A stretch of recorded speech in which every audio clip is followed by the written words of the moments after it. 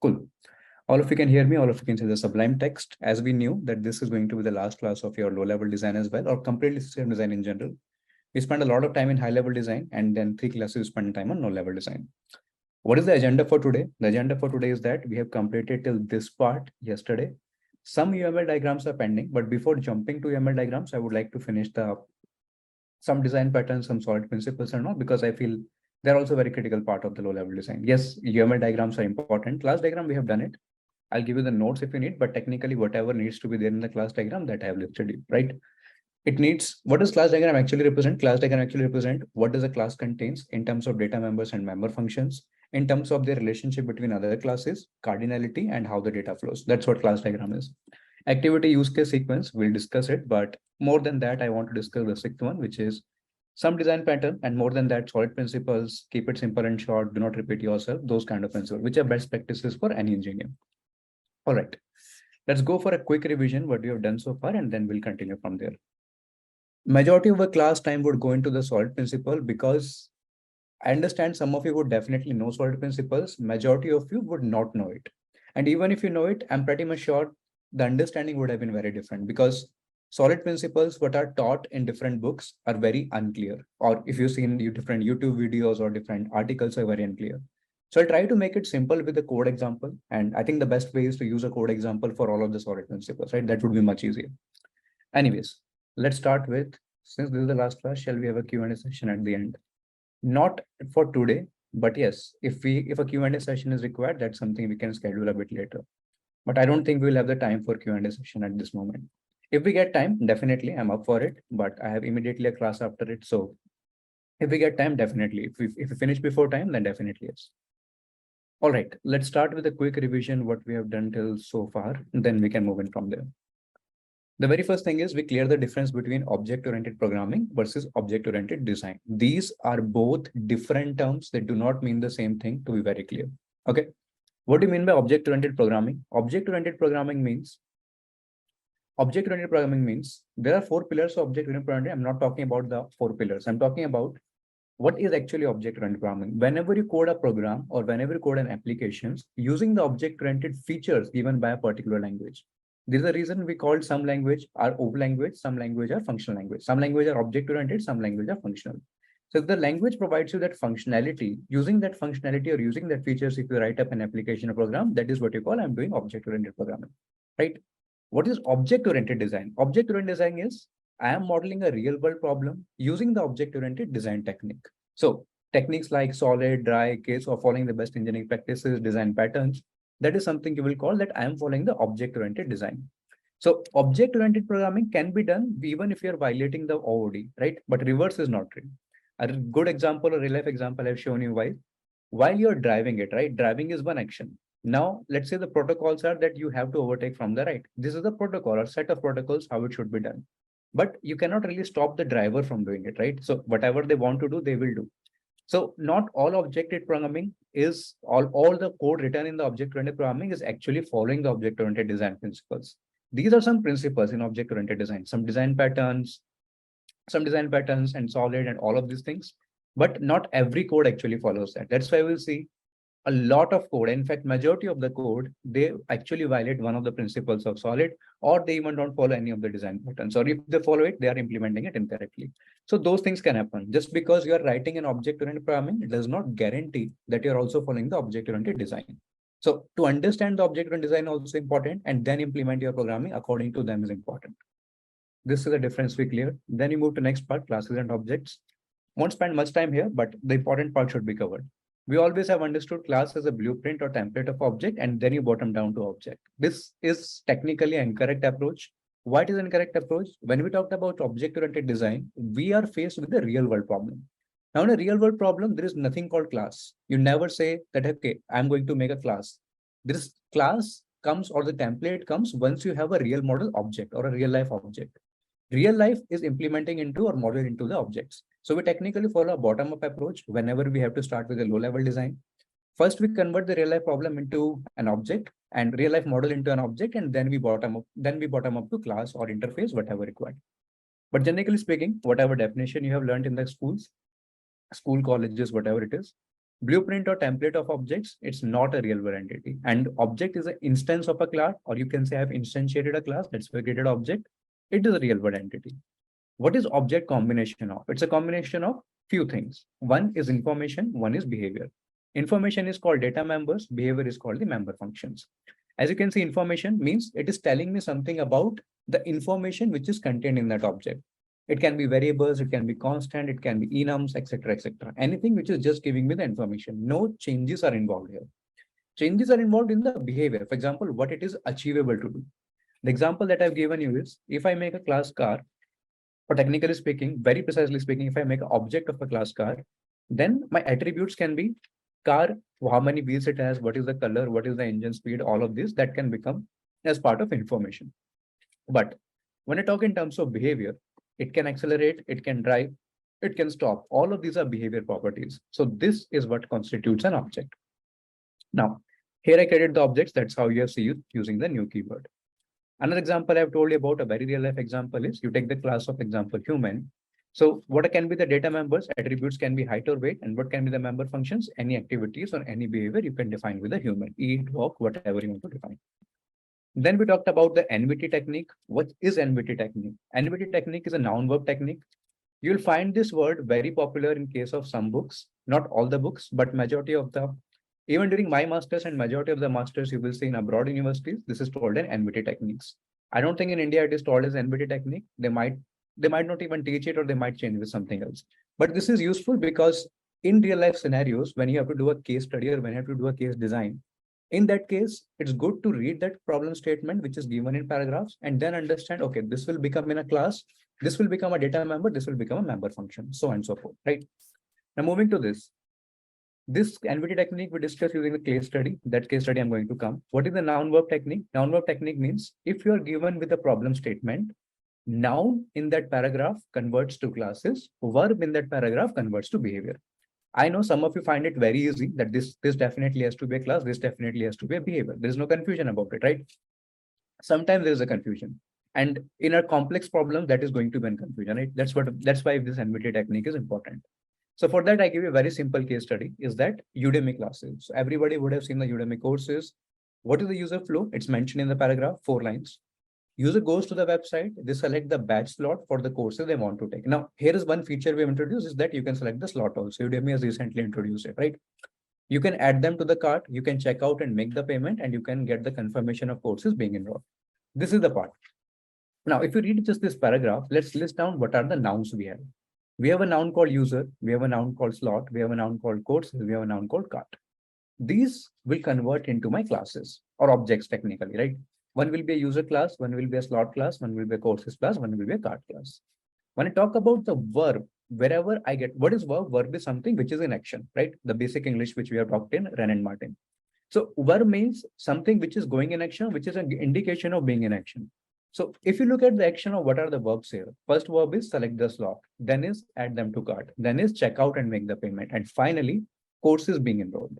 So these are my action verbs, and these action words will actually change into the behaviors or functions in my classes. Now, class diagram I've explained you, image I've given you for reference. Just let me open that image so parallelly you can see it.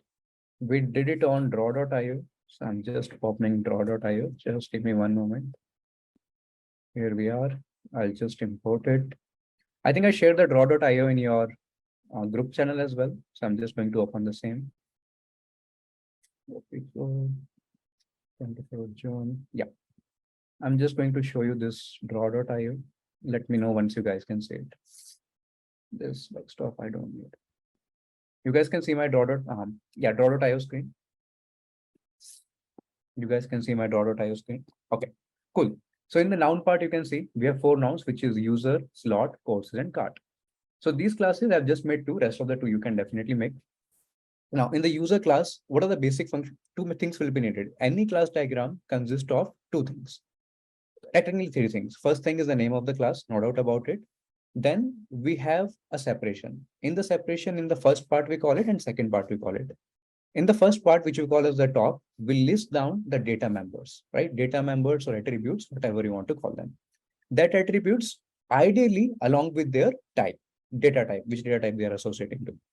Now, I can have the user name, I can have the user age, I can have the user email. All three will be a string. You want to make the ages number, that is also fine. In terms of the second part or the lower part, as we call it, these are your member functions or these are your behavior. So the first part, let me highlight here. Upper part is the information. Lower part is the behavior. I'm just writing I and B here. Okay. And this is the class name. So just N here. Now, userduck as a constructor, it's a void type, set name as a string, get name as a string. Ideally speaking, your getters and setters should also be given. Ideally speaking, but I've seen a lot of people that they consider getters and setters are not that important. Only the important function they show. But in my opinion, and this is again one more thing, low level design is very subjective. It's not objective that this is right or this is wrong. It's not DSA that there is a correct answer, there is an incorrect answer, nothing like that. It's very subjective and it depends on engineer to engineer, team to team, how you're implementing it. But if we follow by the design principles, if we follow by the best practices, you should ideally mention all the functions. Okay. Then the question comes about the cart. In the classes cart, you can see there is a one data member, which is courses. Even courses type is the list of courses. Now, it's not a primitive type. It's not a string. It's not an integer. It's not anything else which is primitive, right? It's going to be an array of courses. Why? Because in one cart, I can add multiple courses. So this is going to be an array of courses. Then I have a function for add course, I have for delete course, because when I'm creating a cart, common sense, I can add items, I can delete items. And of course, I can do the get cart total or subtotal or whatever you call it, right? That is going to be a number. All of these are going to be void. That is how you make class diagram. But this is not the complete class diagram. This is how you make class diagram. You just mentioned about a class, you mentioned about their data members and member functions. Complete class diagram means you will define the cardinality, you will define the relationship between the class. That's what we're going to come into next. What are the relationship and how to define cardinality? Once you complete all that, then is when you call, okay, I have made a class diagram. So relationship between classes, part number one. In each individual classes, what are going to be the data members, what are going to be the member functions. That is what you call at the end, a complete class diagram, which we made, which I'm going to come in few seconds. So let's go back to our Sublime text and continue here. All right. So this part is done. Now the next part is the relationship between the classes, right? Relationship between the classes, I told you there are three things. One is a has a kind of relationship, one is a kind of relationship, and then there are relationships apart from has a and is a. Association, basically. How does that look like? The relationship between the different classes can be association, composition, aggregation, or is a type. Now, I told you has a can be divided into two categories. Has a relationship can be a composition or it can be an aggregation. Now, what is that composition and what is that aggregation? Let's try to understand. If you ever get confused, I'm giving a simple trick, very simple trick, basic English. Aggregate means, what is the meaning of aggregate in English? Aggregate meaning is you're combining them or you're collecting them. Means if you're able to combine or collect, means individually they will also exist. Agree? Common sense. If somebody says I'm aggregating sticks, means stick exists as individual, you are just collecting the sticks. This basic English clear to all? Very basic things, right? So that is the whole definition. Aggregation means if they can exist in individuality and then you can aggregate them, that is what you call as aggregation or a has relationship. If they're not, then you call it composition. Composition means it is made up of something. So each individual item is not there. You combine them and then you make a composition out of it, right? Something like that. So that makes it very easy to understand. You will never forget if you just follow the basics, right? But let me explain again what is composition and what is aggregation. I'm taking about two classes here. One class is customer, one class is credit card. Now, if you read the relationship between them, customer will has a credit card. Now, what is the cardinality of this relation? If you talk about one customer can have multiple credit cards, right? But one credit card can only have one customer. So it's 1:n, then 1:1, right? One customer can have multiple credit cards, but can a credit card exist in individuality without the composition? No, it cannot. Why? For every credit card to happen, there has to be a customer. If there is no customer, there is no credit card, right? Without a customer, credit card cannot exist. There is no individual entity which is existing for this credit card. It is dependent upon being a customer. Okay. Now, on the other hand, if I look at the aggregation, in the aggregation, that also has a relationship. Has a means I take a class cart, I take a class courses. So my cart has courses, right? What is the cardinality again? Of course, one cart can contain multiple courses, 1:n. One course can be part of one cart only. There are no multiple carts, right? Now, Cart can have multiple courses, no doubt, but even if you're not adding a course to the cart, that doesn't mean course itself will not exist. It can exist in individuality, and that is why it is aggregation. You're combining multiple individual entities, that is what you call as aggregation. If there is no individual entity, you're combining them to make an identity, that is what you call as composition. Very basic English words, they give you the right answer. Okay. So even without a card, course can exist. That is the difference. Then we have a third category of relationship, which is a relationship. Now, what is a relationship? Is a relationship we refer to as inheritance. So I take the example of class courses. My class can be, or my course can be a MERN batch course, or it can be a system design course. So how will I read this relationship? Course is MERN batch, course is system design. That is how I'll read this. This part clear to all? Okay. And then finally, I talked about the last kind of relationship, which is association. Now, what is association? Not everything will fit in the category of has a and is a. Two very different classes, they may not have any relation with them, right? Or they may have some kind of relationship which does not fit either in has a or in is a. So it's not like black and white. Either the classes will have a has a relationship or they will have a is relationship. They might not have any relation at all, right? Completely independent classes, they don't need to have any relation. Or they might have some kind of relation, but it is neither has a or nor it is a. Take an example. I make a class credit card, I make a class payment. Okay. Now the question comes, is the relation between them is aggregation or composition or inheritance? So if you look like this, credit card has a payment? No. Credit card is a payment? No. Difference? Okay, one more thing. The relationship between credit card class and payment class is different from the relationship between payment class and credit class. So if I look at payment and credit card, yes, payment is a credit card or payment can be done by credit card, right? That inheritance I can do. I can make a payment class and I can extend my credit card, UPI, whatever I want to do, right? That relation will justify. But I'm talking about the relation between credit card to the payment class. So that doesn't fit into any of this category. And the answer is none of them. That is where we talked about association. So technically defining all relationship, they can be categorized into 4 categories: association, dependency, generalization, and realization. So what is actually association? Association means a structural relationship in a system in which different objects are linked within the system. These are represented by line between classes followed by an arrow that navigates the direction. That direction shows you that relation between C1 to C2 is not same as C2 to C1. Okay. Of course, we can specify the cardinality and multiplicity of an association. It exhibits a binary behavior. What do you mean by binary behavior? A to B and B to A relationship, both we have to mention. Now, draw.io, I've designed it, and association can be further divided into 2 parts: composition and aggregation. In both these cases, object of one class is owned by the object of another class. In case of composition, the owned object does not exist independently, but in case of aggregation, the owned object does exist independently. Okay. So when we talk the Venn diagram, so inside association, you'll find aggregation, inside aggregation, you'll find composition. Okay. That is the Venn diagram. One more thing. The last thing, we covered this in that draw.io also. So I'll just show you here also. This is what we talked about association. Okay. As you can see in the diagram, we mentioned about the association. 2 very simple classes, teacher and student I have made. In teacher, I made the data members name and email. In student, I have made student number, average mark. You can give whatever data type you want to give. So it can be number, it can be string number. Okay. The function that I have made is class taken, and this is eligible to enroll and get seminars taken. These are the functions I have made. Now, relationship between teacher to student, it is going to be 1:many. Why? One teacher can teach multiple students. Relationship between student to teacher, one student can be learning from multiple teachers. So that is also 1:1. This is what you call as defining a relation between classes.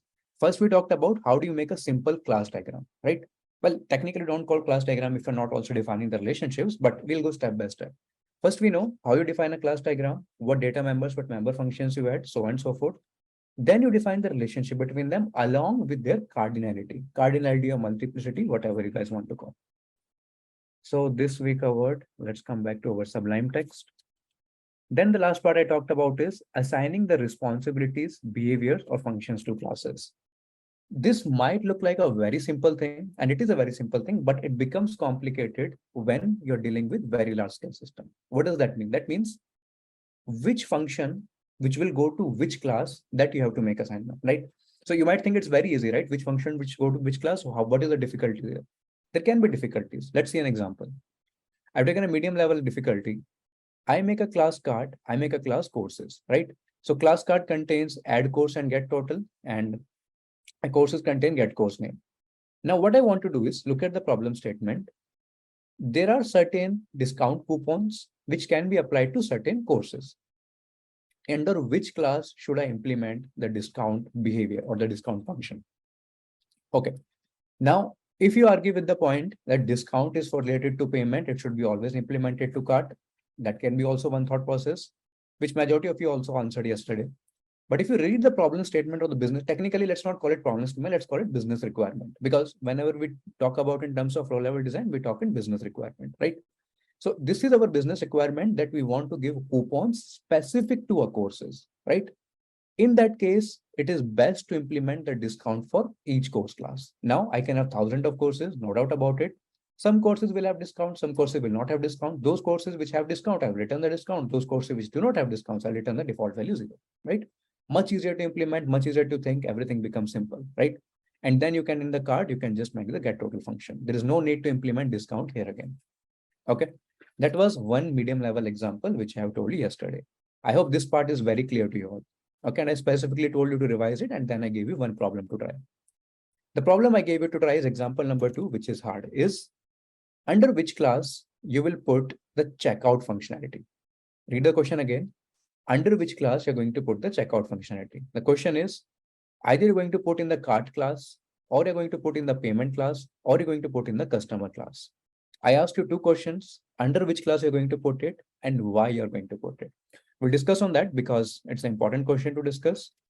And that tells you exactly why it is important to understand assigning the relationship. But prior to that, give me clear if everybody clear with the revision. All right, guys, everybody clear? Now we can start with this one first. All right. In which class you will put the checkout functionality? I've given you enough time. So I hope you guys have thought about it and came with an answer. So this time you can message to everyone if you want to, totally fine. Just give me the answer. What and why should be the answer? Just give it in one line. I don't want a detailed answer. I'm giving you 1 minute. You want to message to everyone, feel free to message to everyone. Tell me the reasoning behind it. I'm not interested in answer. I'm interested more in the reasoning. Okay, cool guys. I think I've given enough time. Let's discuss the answer now. I'll go through your comments and then I'll see what is the answer. All right, under customer, because each customer will have the cart. Cart is owned by customer. Customer cannot be owned by cart. Each customer will have the cart. That's correct. Cart is owned by the customer. Correct. Customer cannot be owned by the cart. But the question was about checkout, right? Cart, because if we are buying something, then only we are going to check out. Okay. Checkout in cart class, because when we have the products, we choose them. Customer, they have many codes, but they wish to check out when they go for payment. Okay.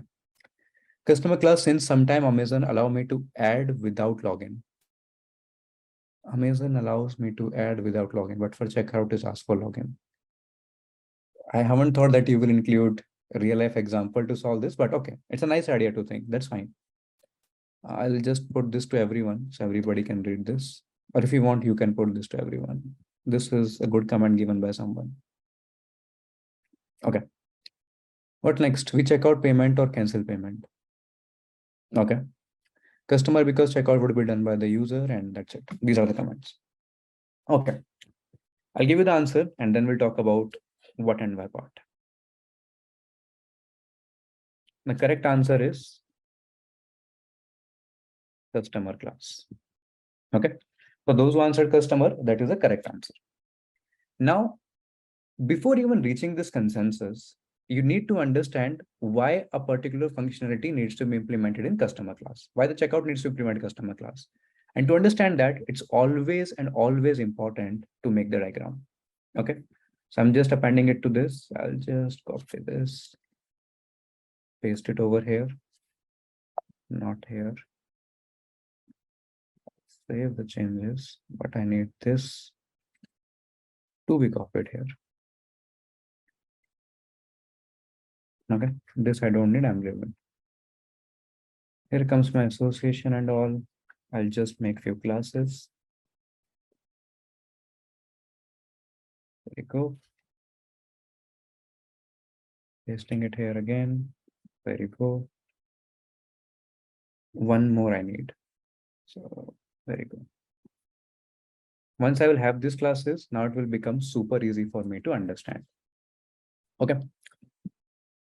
Now I'm giving this headline first of all, how the checkout actually happens. When you say I'm going to do checkout for objects, what is the flow involved there? Okay.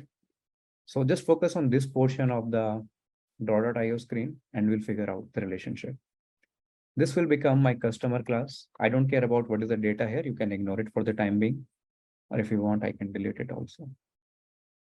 Then I have a payment class. Just cancel it. This should be saved. Okay. And finally, I have my cart class. These were the three classes you're talking about. Delete this. This is from the previous one. So don't focus on what data members and attributes we have given because we have not given it yet. All right. Now let's have a look at the customer class. Take any mode of payment you want. For simplicity, let me bring it here, and bring this here. No relationships yet. Yeah. For simplicity, what I'm doing is I'm just taking a single mode of payment. Let's be credit card because we discussed about credit card, right? So I'm just taking credit card here. Okay. Now have a look and try to understand what kind of relationship we are expecting here. What is the relationship between a customer and a credit card? Is it a is it a has a, or is it association? Customer or user and credit card is a relation, has a relation, or association? Come on, guys, be quick. Correct. Customer has a credit card, right? Customer has a credit card. We just discussed in the example. Was it composition? Was it aggregation? Was it composition? Was it aggregation? We just discussed in the last class, right? Should not take this much time. The answer was composition. Oh, not this. Let's make not this. Let's quickly make it here. There you go. This and this I'm interested. Okay. This is what? This is my has a relationship, my composition. Okay. What is the relationship between credit card and payment? Again, we discussed in the last class, quickly tell me. Credit card and payment, this is the association relationship. Neither it is a has a nor it is a is a. It is what? I'll just copy. No, not this. This I'm going to copy, paste it, move it here, move it here. Okay. This relationship is going to be creates it. Means neither it is association, neither it is going to be has a, nor it's going to be is a. Some other relationship is there. Customer has a credit card. Customer and credit card creates a payment. Is there any relation between you see credit card and card? Is there any relation you see between credit card and card? Yes, no, there is no relationship between them, right? Now, let's say you are saying that I'm going to implement my checkout functionality at the cart level. I'm telling you what will become wrong. The moment you say that, hey, I personally think that checkout should be implemented in the cart level, and you put the checkout functionality here. Via credit card, or let's say any mode of payment, via credit card, now how the relationship will look like? The relationship will look like this. I'll take this, not this, paste it here. Not this again. I'm gonna bring it here. And that becomes like this. The moment you create a relationship of checkout, you technically say customer has a credit card. Credit card is going to make a checkout to the cart. This is totally incorrect. Now, if you look at the system, something is incorrect because your checkout should not be implemented at the cart because cart has no knowledge or no information about the credit card. There is no kind of communication happening between these two classes, cart and the credit card. Okay. So this is completely incorrect. In out of all three classes that you see on the screen, there is only one class which is connected to everything. Customer has a credit card, customer is connected with the payment, customer is connecting with the cart. Why? Because cart is owned by customer, right? So if you want to make a relationship here, you can. If you want to make a relationship here, customer, what? Customer has a credit card, sorry, cart. Only customer class is the one which is connected to all three. So ideally speaking, where should the checkout be implemented? Checkout should be implemented at customer. Okay. Because there is no relationship between card and the credit card. Checkout should be implemented and must be implemented at the customer because customer connects all the stakeholders in your system, right? Customer has a credit card has a relationship with the payment, and customer if owns the checkout, in that case, it owns the card, so it can do the payment to the or checkout to the card. But if we implement checkout functionality at the cart, not at the customer level, in that case, credit card has no connection with the cart. So you will not be able to implement their relationship. This part clear to all? Please explain again. I'll explain again, but just want to understand how many people got it. Is this part clear to all? Or if people still have doubt, anyways, I'll explain again.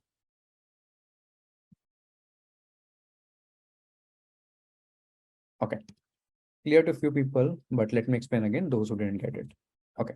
Let's go with the very basic. The very basic is I had a customer class, I had a payment class, I had a card class. I just need to understand, should I put checkout here, or checkout here? One thing is very clear. Let's eliminate option one by one. At the payment, you will not going to have a checkout, right? Because while you are doing the payment, how will you do the checkout? Checkout needs to be done before the payment. Common sense. Checkout needs to be done before the payment. So in the payment, you cannot have checkout. So out of three options, one option is eliminated. Now two options are pending. Either you're going to keep it at the customer or you're going to keep it at the cart. Okay. Let's see if I keep it at the cart, is there any problem with my system, right? So again, following the removal principle, what we are doing here is, if I take any mode of payment, let's say credit card, my customer is connected with credit card with a has a relationship. Customer has a credit card, and then credit card will be connected to payment because credit card creates a payment. But credit card is nowhere connected to cart. Understand this thing again.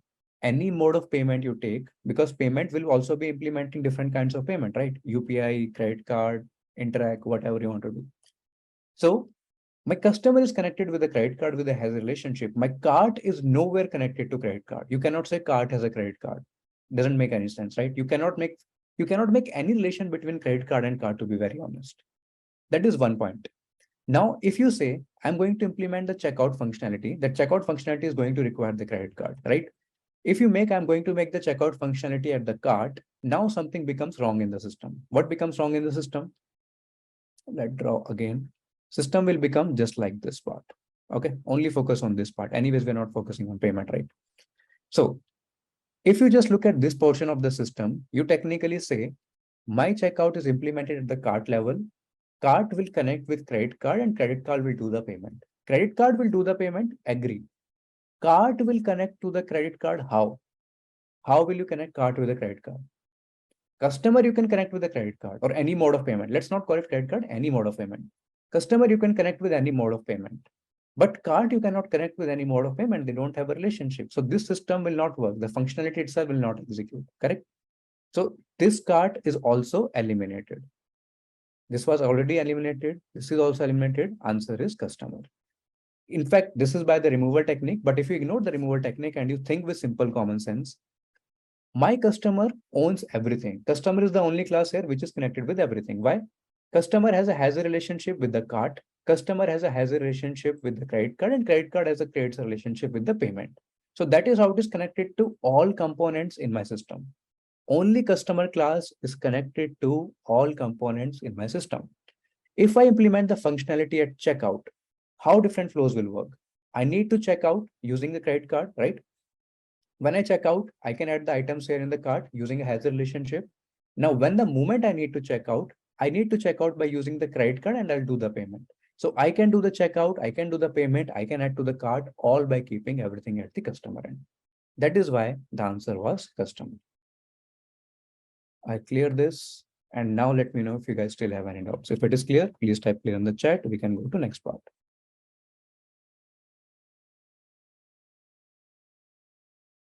All right. Let me go back to Sublime Text. Here we are. And here one more thing. This explanation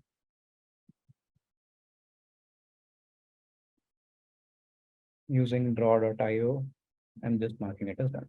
Okay. This portion we have completed, different assigned relationship, all of this. Before I move to class diagram and all, just one more thing I would like to take. Okay, this part is done. Before going to UML diagram and all the solid principles, one more thing I would like to take is, this will become 7. Abstraction versus, one moment. Data abstraction versus your encapsulation. I'll come to that. I'll change this. Okay. Simple topic, but good to talk about it. Okay. You have been, again, these are again 2 pillars of object-oriented programming. You would have been learning it since a very, very long time. Answer me in one line, just in one line. I don't want any detailed answer or any Googled answer. The difference between abstraction and encapsulation. What is the difference between abstraction and encapsulation? Come on, guys, be quickly.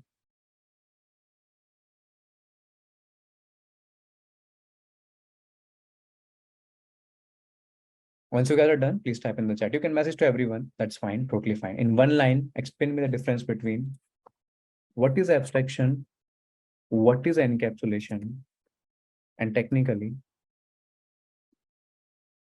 is there any relation between them? That is also important. Cool, guys, I'm getting some good answers. Just one more question to ask it while you're thinking at it. You've always talked about or heard about object-oriented programming principles as 4 pillars. What are the 4 pillars? Inheritance, polymorphism, abstraction, and encapsulation. Okay. You've always heard about this. Inheritance, polymorphism, abstraction, encapsulation, multiple things you would have done by it, right? Can anybody of you tell me, and all of you, can you tell me, are these completely different 4 pillars, like completely individually different 4 pillars, or are they connected in one way or the other?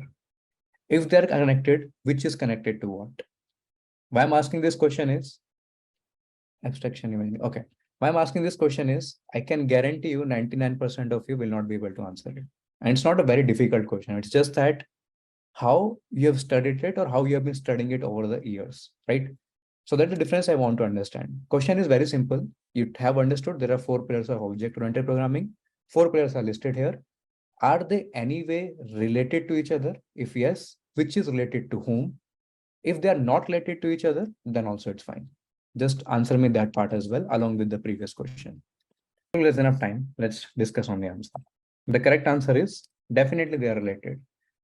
Polymorphisms are different forms. The question was how they're related and who's related to whom. Understand this. Not all 4 of them are implementation level. 2 of them are design levels, 2 of them are implementation level. Okay. What is what? Let's see. Inheritance is a design level. Copy this. Abstraction is again design level. Polymorphism is implementation level. And your abstraction is your encapsulation is implementation level. So what is it? Inheritance is a concept. Design level. Who implements it? Implementation. This is implemented by polymorphism. When you say runtime polymorphism, what are you doing? In a runtime polymorphism, what do you say? You say when I'm going to implement runtime polymorphism means I can have the same function name which can override what is available in the parent class. Where does this parent child comes into polymorphism? That comes from inheritance. Polymorphism is implementation of inheritance. Similarly, abstraction is a concept. Who implements it? Who implements it? This implementation is given by encapsulation.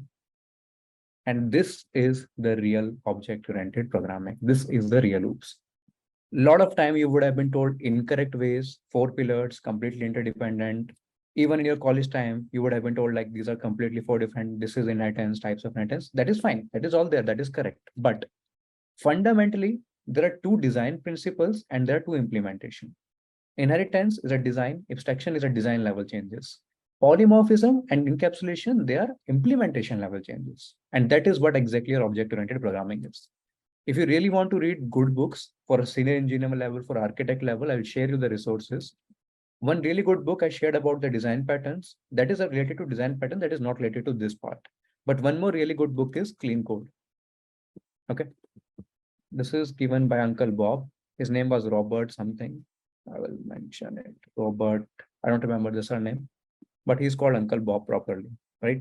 He's the same guy who gave you the solid principles. So if you want to read that Clean Code. It's very, very good book, interesting book. Yeah, Robert C. Martin. I was forgetting the Martin word, but yeah, Robert C. Martin, popularly called as Uncle Bob. I'll share you all the links and resources. I've created some GitHub repositories. I'm not sure if it is private or public in my repo. I'll check it, right? If it is not, I'll make the portion out of which is public is required, right? I'll create a separate repo for that. But this is also a very good book if you want to actually understand the fundamentals of programming or writing a clean code architecture. Okay, very good book. Anyways, coming back to this, we started with the question of abstraction and encapsulation. Let's complete that. Also, we discussed about OOPS, which we were going to do a bit later. But anyways, this will also be required in the solid, just to telling you in advance. What is actually abstraction? When you say I'm going to implement abstraction, what is the meaning? Abstraction means data hiding. That's it. So what do you mean by data hiding? Data hiding means I am going to hide the details, implementation details, just expose the functionality. Okay. Hide the implementation detail, just expose the functionality. What does encapsulation says? Encapsulation says the word is taken from the capsule, right? Capsule means capsule is usually a combination of 1 or 2 compositions. So you take data members, you take member functions, code and data basically as we call it, or attributes and behavior as we call it, combine them into a single entity or unit, and that should be protected from the outside world. Outside world means outside actors, outside stakeholders. Why I'm repeating the words actors and stakeholders? Because this will be used in solid principle. The first principle, single responsibility, not everybody understands it. People can give you the Google definition, again, with majority of which is incorrect, which we'll see here. But understand what does encapsulation actually means. Encapsulation means combining, 2 parts are there, combining the attribute and functionality into a single unit, correct? That is what you call as encapsulation, but it is not completed yet. Which, so that the data can be hidden or protected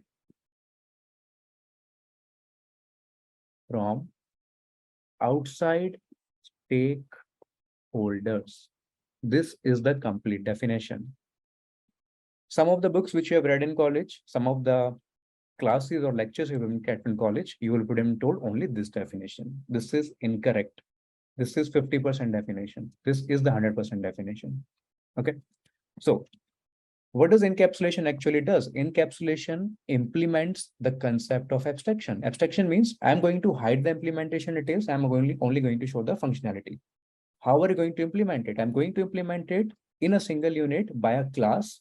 Inside that class, I will decide which stakeholders will have which say in it, right? Some stakeholders can only read, some stakeholders can only change. Only one stakeholder will be able to change, the rest stakeholders will not be able to change. And that is what S in solid stand for, single responsibility. All of this will be related.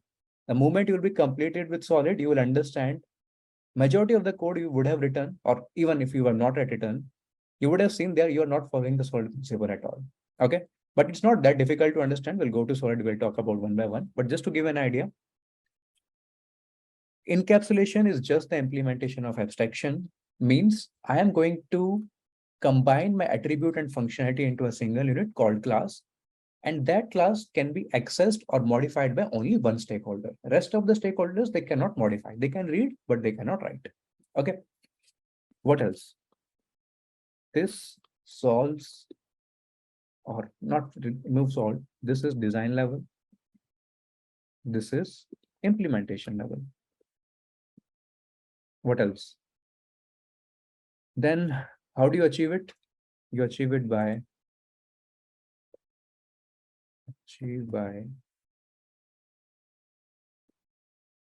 using abstract classes and interfaces.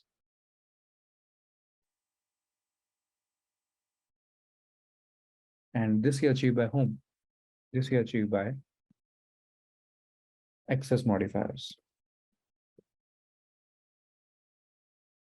Once you'll cover the solid, even if you'll cover the as part of the solid, all of this will make sense again. Access modifiers means private, protected, public, all of that. You have been doing it since quite a long time.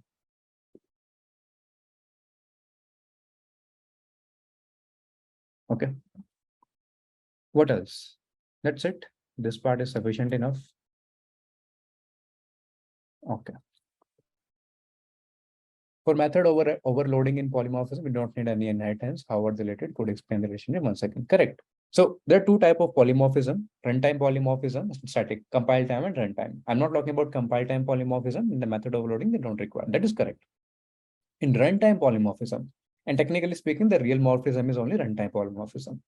So let's cover this abstraction, encapsulation, then I'm coming to your second part. Okay. Difference between encapsulation and abstraction is hide the implementation detail. They just expose the functionality. Encapsulation is just the implementation of abstraction so that the data is hidden or protected from the other stakeholders. Only one stakeholders have the right access. This is the design level. It's a concept. It's the implementation level, actual code. Achieved by using abstract class interfaces. It is achieved by using access modifiers. Now coming to your question, the last two parts has been done. Now coming to the first two part is inheritance and polymorphism. Understand, when you take polymorphism, compile times and runtime, those I have already explained. The real polymorphism is the runtime polymorphism only, where you have parent class, same function, child class is same function. If you want to implement the child class, same function, you can override those values. So they can override. I'm talking about override, RID, not override. Okay. So they can override the parent class until unless you use the super, that's a different keyword, but they will override the classes given by the parent class. That is nothing. The concept of parent-child hierarchy comes into picture only by the concept of inheritance, right? That is why I said polymorphism is implementation of inheritance, encapsulation is inheritance of abstraction. Okay. I hope that answers your question. Let me move to this. And this was the part that I wanted to clear. All right. This is also done. Now moving on to next. Two things are pending here in your syllabus. We have time at my clock is 1 a.m. So we have one hour, 10 minutes, I guess. Yeah. 1 hour and 10 minutes left. Two things are there. I want to spend a lot of time in solid patterns so that you are able to understand what is solid. Then we can go to the UML class diagram, and then when we have time left, we can go to the Q&A session. Does that sound good to all? Or if you want me to cover the UML first, I can cover the UML first. I'm fine with everything. Okay. So let's cover the solid because I want to code and I want to take you to IntelliJ, run some code and walk you through the code, right? So that would be better. That's what I assume. Class diagram and all, I don't think you need to spend too much time on it. It's very, very complicated thing. These are complicated things, no doubt. I mean, they're not complicated, but you need to understand it thoroughly. That's the only part. So I'm implementing more time here, and then we can take it this, and finally we can go for Q&A if we have time. So I'm taking 10th part first, not following the sequence here, but fine. And starting with here. Resources I will mention at the end. Okay. Now we are going to talk about the actual code implementation, design pattern, solid, keep it simple and short, and DRY. So first giving you some full forms. KISS is keep it simple and short. Again, these are subjective. Section 9 will cover. Section 9 is just section 10. So how do you model them? How do you use to model them into the problem, object-oriented design? These are the parts. So 9th is just a heading for 10th. That's it. They are not different. Okay. Keep it simple and short. That is the KISS principle. DRY is do not repeat yourself. Okay. There is Yagnik also. Not need to go into that detail, but yeah, many best practices are there. As of this moment, I'm not concerned about the best practices. The more and more better and more code you will write, you will get better at yourself, right? So that is not something, best practice, not something which I'm focusing right now. But what I'm doing focus on right now is solid principles. These are important. Okay. So let's talk about solid principle one by one, and then we'll move on to the next part. Before we go for solid, let's write down the full form. Solid is not one word, it's a combination of different acronyms. Anybody know the full form for L here? As rest of the full form, everybody knows. Anybody knows the full form for L here in the solid? That is the difficult part, right? Correct. Liskov substitution principle. Yeah. S is what? S is single responsibility.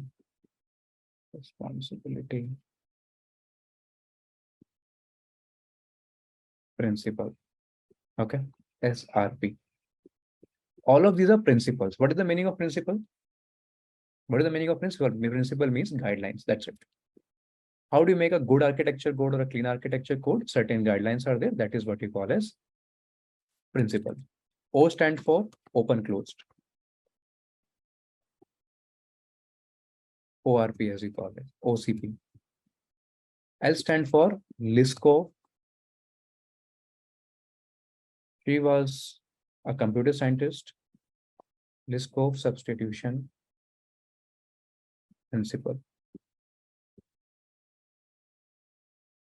LSP. I stand for interface segregation.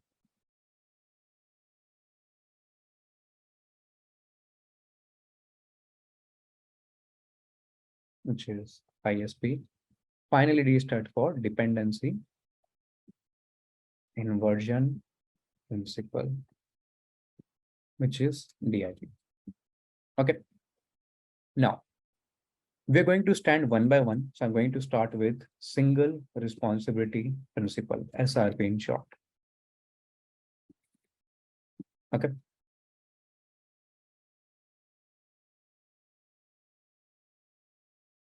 Let's see.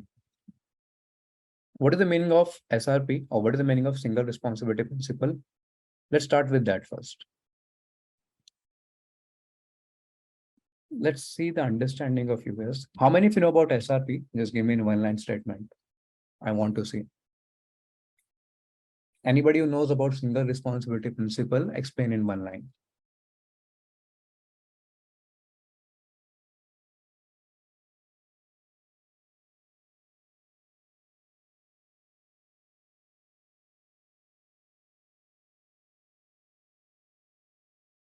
One class function should have only one responsibility. Okay.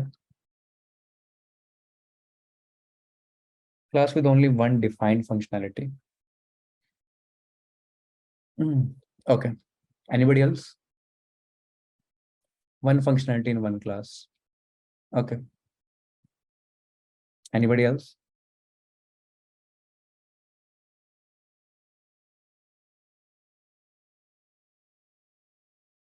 All right.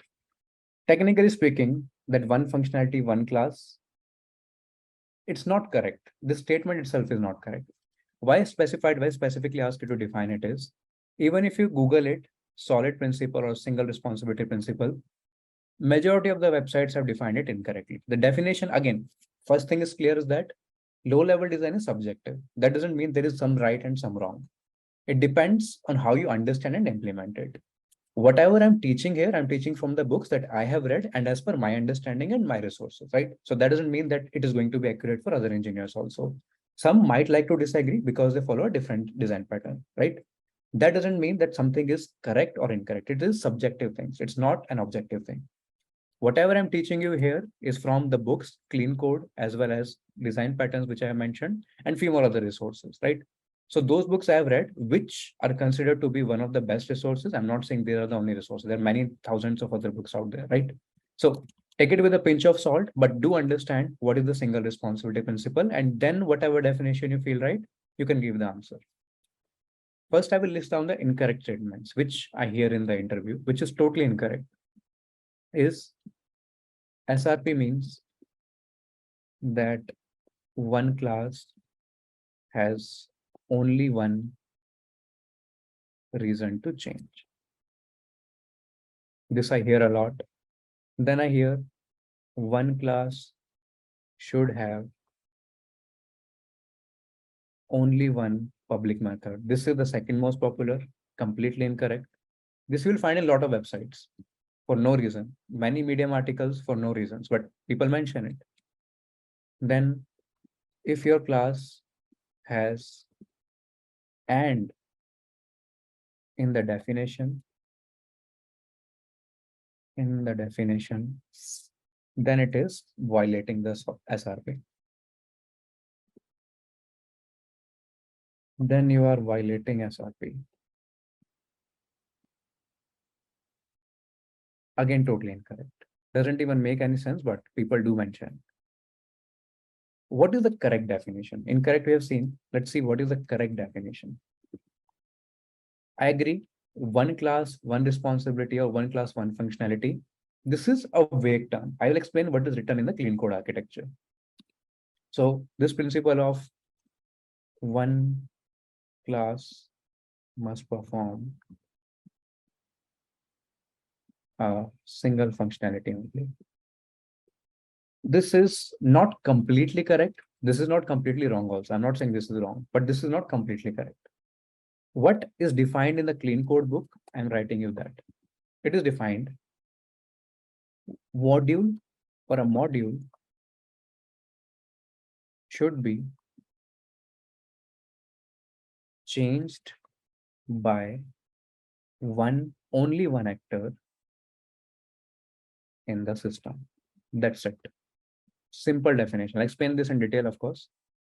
In terms, one module, let's say one module, should be changed by only one actor in the system. Now, remember the term of actor. Who are the actors here? Actors are the one which are responsible for stakeholders in your system, right? So I gave you, if you remember, I gave you the example of online banking for application. In that, my actor can be a customer, my actor can be a admin, my actor can be a simple bank user, right? That we talked about. My one module should be changed by only one actor in the system, or another simple short definition. One module should have only one responsibility. What did I change here? I changed the word from class to module, right? Why did I change the word from class to module? Because what is a module? Module is not just dependent on class. Yes, I take if it's not here. This. These are the definition. What is in the module? Module can be a set of functions. Module can be a class. Module can be a package or any kind of source code. Your solid principles are not just restricted to object-oriented programming. Okay. So even if you have a set of functions or a class or a package or a source code, the right definition is your one module should be changed by only one actor in the system. Okay. I'm repeating it again. Your one module should be changed by only one actor in the system. Okay. Now let's understand it with the help of an example.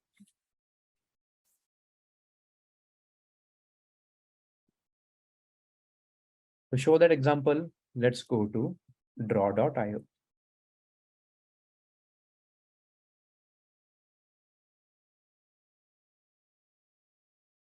I'm going to come here. Just paste. Single responsibility principle, SRP in short. Okay. Now, what I'm going to do is I'm going to take a user if I can. Oh, that's fine. I can take a simple class.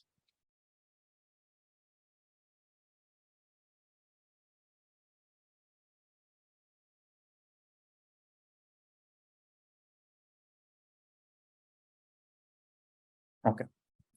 Now have a look. I have a simple class employee.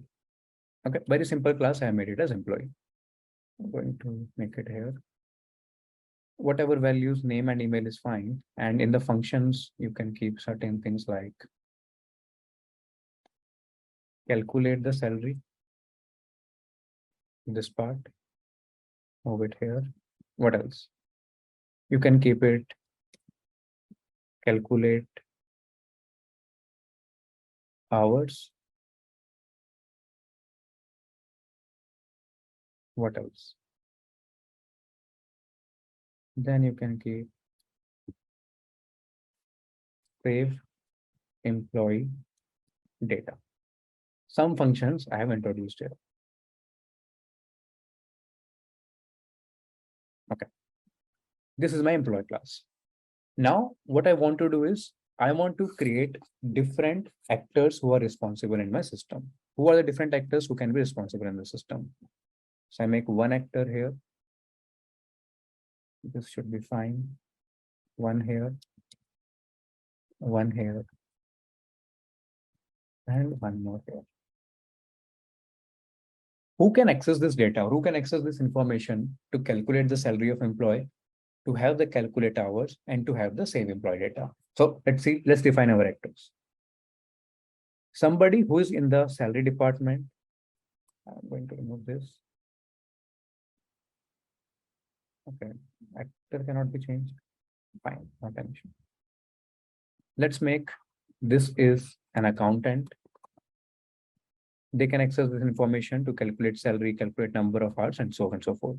They might not need the employee data. They don't need any employee data, but calculate salary they need for accountant, right? So let me just give you accountant needs the information for calculate salary. Now, obviously, you can't do that. You can give one function access to one particular actor, right? If you're giving access to an actor, they have access to everything. Common sense, right? You cannot say, hey, calculate salary should be used by accountant, but it should not be used by other two. Okay. Then I have what? Copy this, paste it here. Then I have, let's say, HR. And HR needs the access for whom? HR needs the access for calculate hours. She doesn't want to know about, or he or she doesn't want to talk about calculate salary or save employee data. They just want to know about the calculate hours. I make one more. Let's say your tech team or operations team, right? Operations team want to know about your save employee data. Okay. Now understand the scenario here. Scenario here is that you have a class employee or, okay, what happened? Should not time out, should be saved. Yeah, it is saved. Now understand this. This employee is a module. I don't care if it is a class, if it is a set of functions, if it is a set of packages or source code, whatever it is. It is just one module. Let's just keep it module. For simplicity, you want to call it a class. Let's keep it a class. Okay. But solid principle is not just restricted to classes. One thing I wanted to very specifically mention. Simplicity, let's take it for a class. It has three different functionalities. One is calculate salary. One is going to be calculate hours. One is going to be save employee data. Okay. Now understand this very clearly. In that calculate salary, calculate hours, and save employee data, I have three actors which are interacting with this system. What are my actors? Actors are the stakeholders. Whatever stakeholders who are who are existing in my system and interacting in my system. Correct? So accountant needs the information for calculate salary. Accountant is not concerned with calculate hours or save employee data. They just need one information. But you cannot say this function can exist to this one and other two functions will not be. No. If you're giving the access to accountant, they will have access to all the three functions. Understand the problem here. Okay. Similarly, HR needs calculate hours. Now you cannot say that, hey, I can just give the access of calculate hours to HR. That is not possible. If you give access, they will have access to everything. Operations need access to save employee data. They don't need the other two. Means all three actors who are present in your system, they need only few details of the system. They don't need the entire detail. But can you decouple the function wise that, hey, this function should be executed by this, not all other functions should be executed. At this moment, you cannot, right? This is also not the problem. This is just that three actors are interacting with it. Now the problem will come. Now the single responsibility will. This part is clear before I move to the problem and single responsibility. This part is clear. Okay. Now comes the problem when one of the actor tries to change something. As of now, nothing is fine, right? Even if they have the additional data, fine, no problem. They have additional data, fine, no problem. They have additional data, fine, no problem. Problem will come when one of the actor decides to make changes. Now let's have a look. Okay. So let's say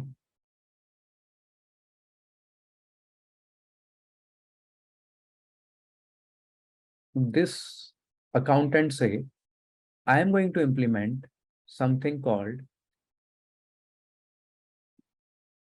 a new function inside the definition. Get regular hours. I want to implement this. Now, what does that affect on my source code? Now my source code becomes like this. I'll just take this source code a bit here. You had something like this. I'll just make this text here.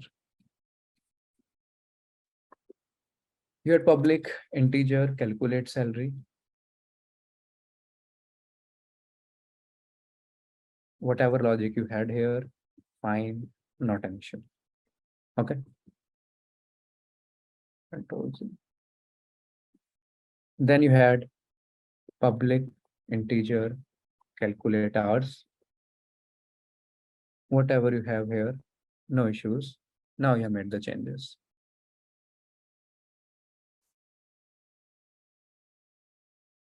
Okay. What does this accountant did? The accountant say that, hey, I want to implement one more change. What do I want to implement is, I want to implement a private method here. Name it as get, what did I name it? Regular hours, right? Get regular hours. And your working hours as well as your salary would be dependent on this get regular hours. This is regular. And this function will be called here. Also, this function will be called here. Since they're part of the same class, they can call the private function. Now understand what problem, not this, what problem does it lead to? Okay. You had two different functions, calculate salary and calculate hours. Everything was fine. No dependency between them. Suddenly, accountant decides I'm going to make a new function get regular hours that is also going to change the functionality of calculate hours. Who is interacting with calculate hours? HR is interacting with calculate hours. Agree? Means accountant make a change in your code base, or let's not say code base. Accountant made a change in your business requirement that is affecting other stakeholders in the system. This part clear to all? Accountant made a change in your class or business requirement that is affecting other business stakeholders. Okay. So this particular thing violates the SRP, single responsibility principle. What does the single responsibility principle says? It says that only and only one actor should be able to make the changes, or one actor should be affected by whatever is there in your class in the system. Okay. Putting down the definition here again, one module should have only one responsibility, or one module should be changed by only one actor in the system. It should not be like one actor make a change and that is impacted to all other actors also. Ideally speaking, what should have happened? Actor made change something. Obviously, you cannot change the business requirement. Let's say accountant comes to you. You are engineer. Accountant comes to you, say, hey, I need to make changes in the calculate salary. I have made some changes. Whatever they have done in the business side is that I want you to implement this. You cannot stop the business requirement. That is a business requirement. But what is a good design? A good design is any change accountant wants should not be implementing or should not be affecting the HR change or should not be affecting the operations change. Real life example clear to all? Real life example clear to all? Let me know.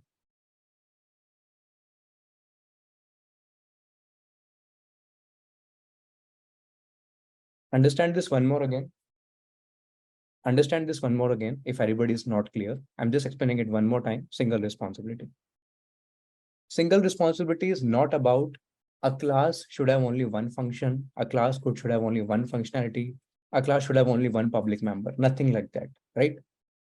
Single principality says one module should be affecting with one particular actor in the system. Means whatever change one actor make in the system should not and must not affect all other actors. Majority of the code you would have written would be incorrect, would not follow the solid principles or even the S principle for solid, right? That's fine. That's totally fine. You learn it over a period of time. Means ideally a good code is that in the business logic, if one actor is responsible for changing something in the business logic, rest of the actors should not be affected by it, right? We're going to solve the same problem. This is a problem that we have understood. We are going to solve the same problem and see how we can actually implement single responsibility. Now, what does that come? That comes is that my accountant says, hey, I want to implement something on the business logic. I want you to implement this function or this logic, whatever you will write the function, right? They will just tell you the logic. I want you to implement this logic in the calculate salary. Now, this logic is such that it is also impacting your calculate hours, which is required by the HR or might be operations also. Now, one actor came in the system, they want something implemented, but that change is affecting all other actors or multiple actors in the system. This is violation of single responsibility principle. Ideally, you as an engineer should have designed a software or an application such that if any actor wants to make a change, it should be irrelevant to other actors. It should be hidden from other actors. Okay. That is why the whole concept of inheritance and polymorphism come into picture. One actor interacting with the system, other actors should not even know about it. One actor interacting with the system, what data they're exchanging, other actors should not be informed about it. So the moment you decided that I'm going to share the information of calculate salary and save employee data to HR, this is a wrong design. This is a flawed design. Only give them the information they need, not more than that, not less than that. Okay. Problem clear to everybody?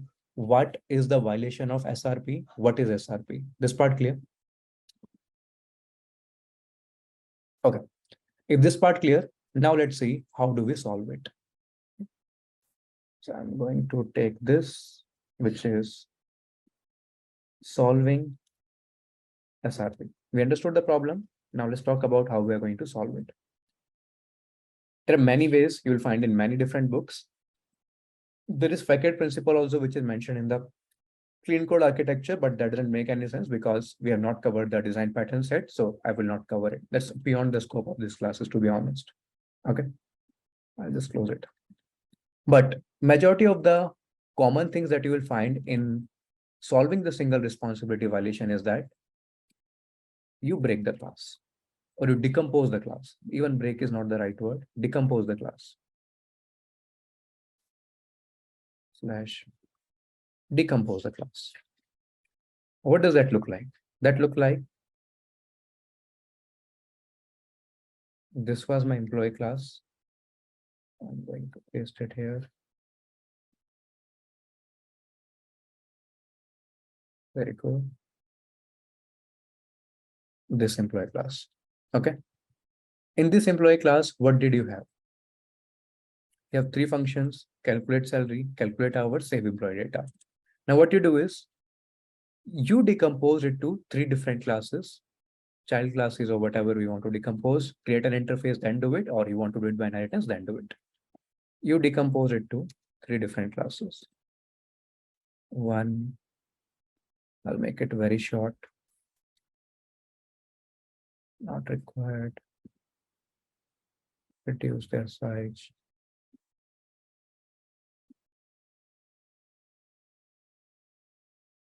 Remove this, remove this. Okay.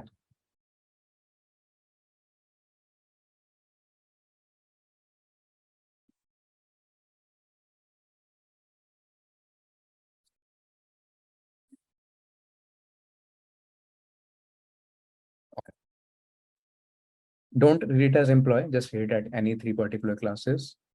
One moment. Okay. So you decompose this into different classes. One is responsible for calculating salary. Just putting it here on the top, one pasted here, second, third pasted here.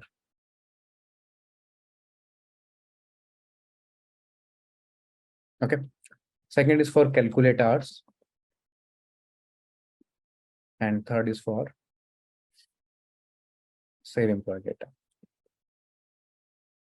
What I have actually done? I decompose into 3 different classes. Now, each of these different classes, their objects will be responsible only for one change. So when you say calculate salary, this will be directly interacting with the actor, whoever was the actor. We can bring down the actor here also. This actor accountant, which is responsible for create salary. Then this will be interacting with the actor HR, which is responsible for calculate hours. And this save employee data for operations, which is responsible for save employee data. That's it. Now, obviously, you guys can ask question that if we have to decompose it like this, then we will end up creating a lot more classes than we actually require. And that is correct. That question itself is correct. If I just have to decompose the class and keep on decomposing, I would have a lot more classes in my system. That would make my system even more complex. For that, we have other principles also which determine which classes or which granularity level you should decompose to. Okay. Not every time decomposing is the idea, but yes, if it is valid, if it is violating the single responsibility principle, then definitely yes, you just need to decompose the classes. Okay. So now we have solved the single responsibility principle. This part clear to all?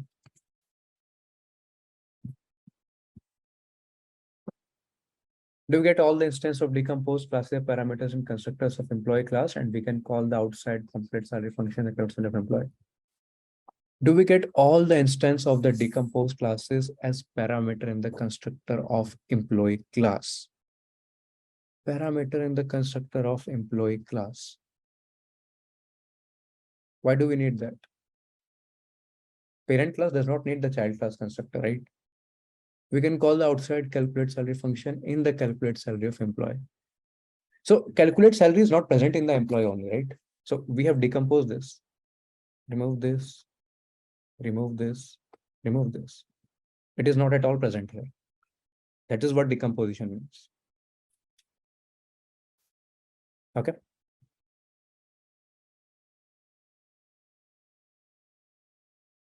Okay. That is your S in single responsibility principle in your solid. I'll come back to here and I'll go for the O part. So just taking it here. Example using draw.io. I'll save that draw.io also file. This part is done. Single responsibility. Out of this, most important is this one. Not most important, but yes, very important is this one. Now we go to the next one, which is open close principle. Not very difficult, but let's quickly cover it. It's a short principle. Open close principle, O part. Before I move here, let me save your draw.io file. Save as.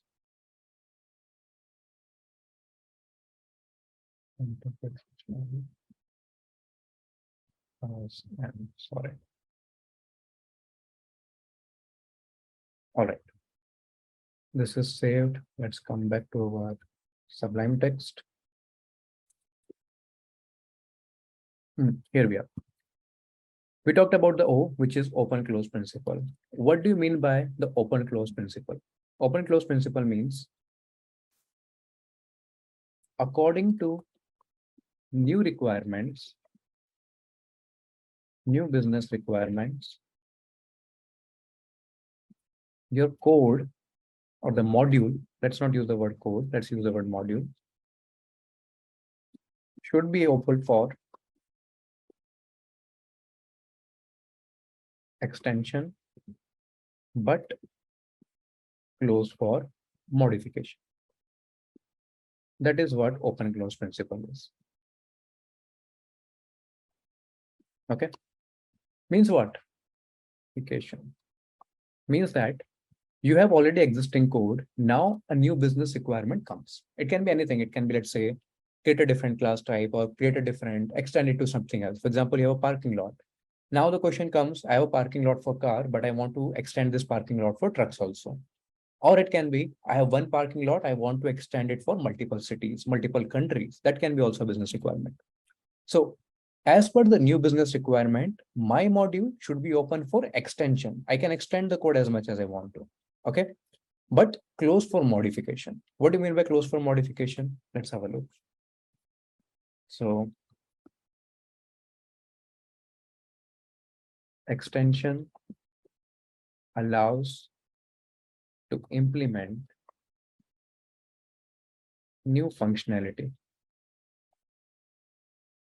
to the module.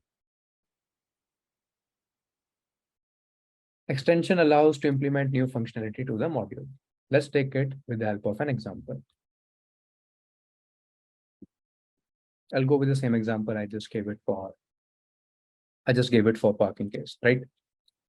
Now, if you look at this, I'm going to make a class vehicle information. Okay. And a method for, obviously every vehicle will have a vehicle number. Now let's have a quick look. My class look like this. I'm just going to make a public class vehicle info.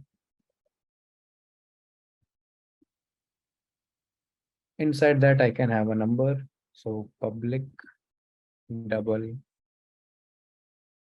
vehicle number. Vehicle V I can create.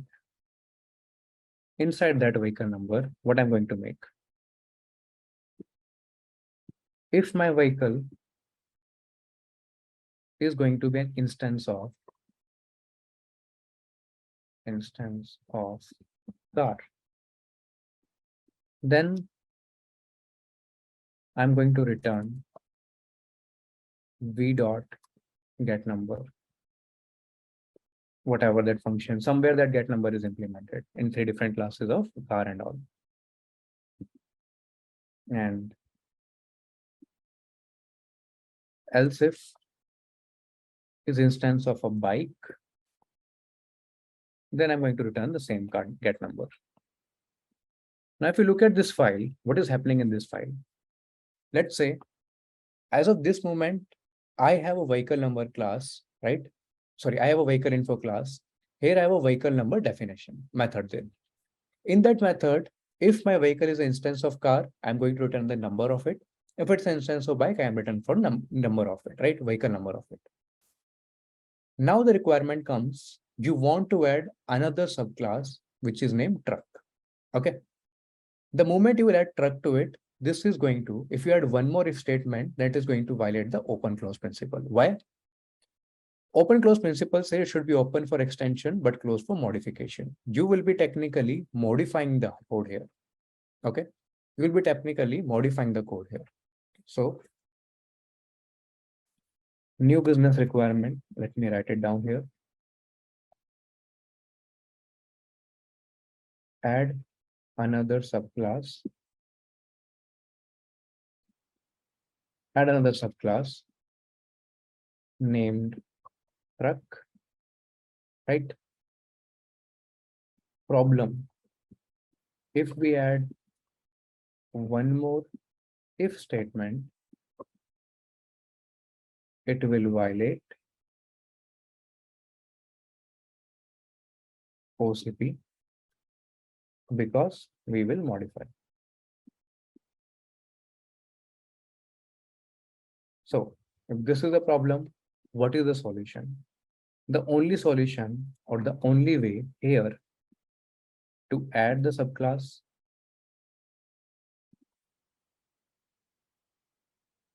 and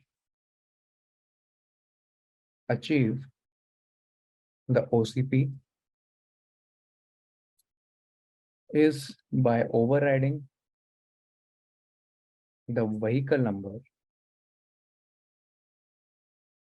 method.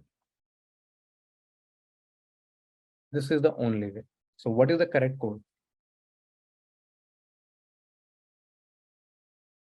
The correct code is going to be this. Copy this. Copy this also.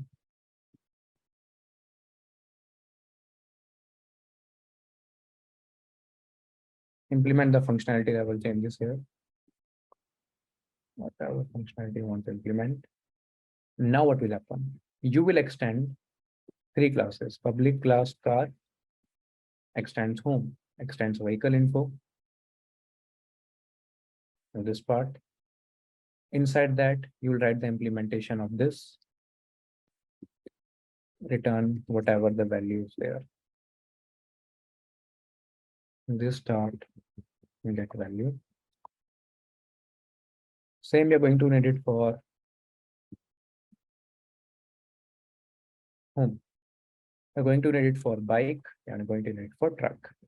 This is how you should implement this code or recommend this business requirement.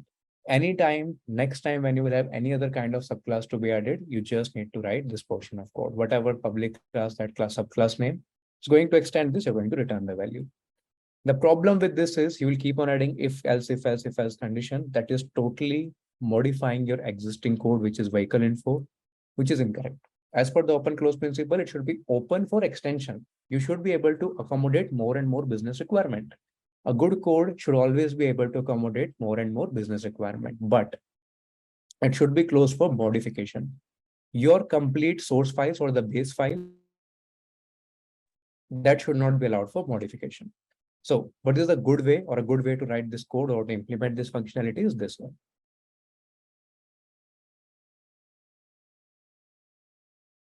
Cool, guys. Everybody clear with this? Let me know in the chat.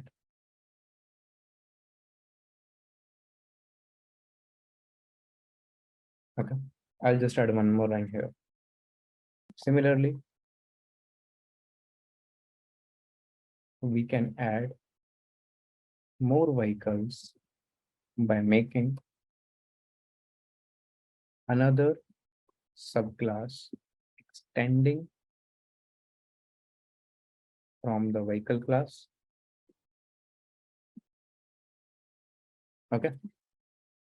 This approach would not modify the vehicle class at all. And hence follow the OCP. Okay. Next principle is one of the most important ones. And technically speaking, it is an extension of the OCP only.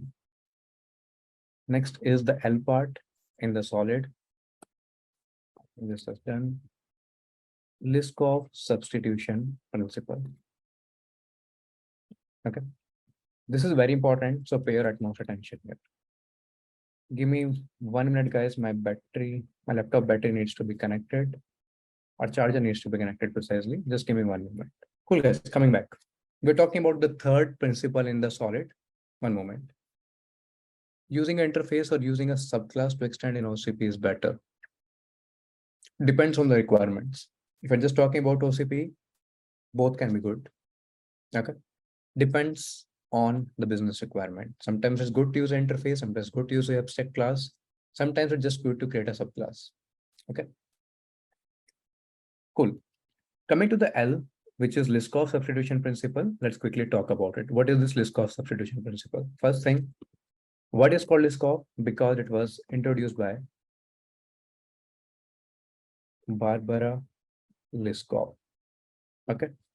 She was a computer scientist. Then definition is quite complicated. I'll come to it. I'll write the easy definition and complex definition both. One thing to understand is that it extends the open close principle, whatever we just discussed in OCP, it extends it and also focuses on behavior changes, behavior of superclass and its subtypes. Behavior means basically functions. Whenever I say behavior, whenever I type behavior, they mean functions or methods. It extends the open close principle. Definitely, inheritance will be involved here, no doubt. Also focuses on behavior of superclass as well as its subclasses. Right? All right.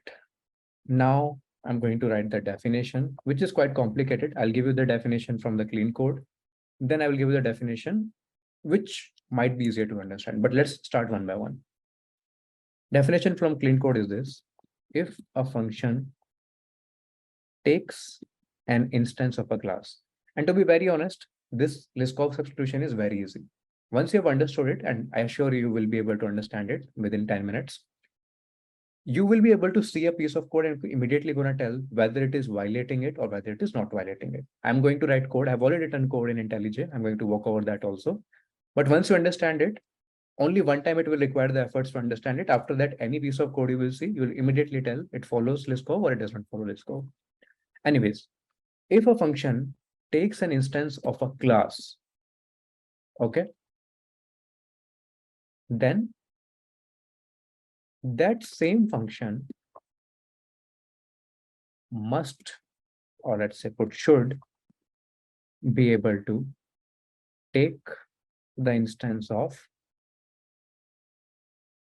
derived class from that class. This is what Liskov substitution principle is. Repeating it again. If a function, read this again very carefully. If a function takes an instance of a class, right? Instance means object. If a function takes an object of a class, that same function should be able to take the object of derived classes of that class also. What does that mean in simple terms? In simple terms, it means this.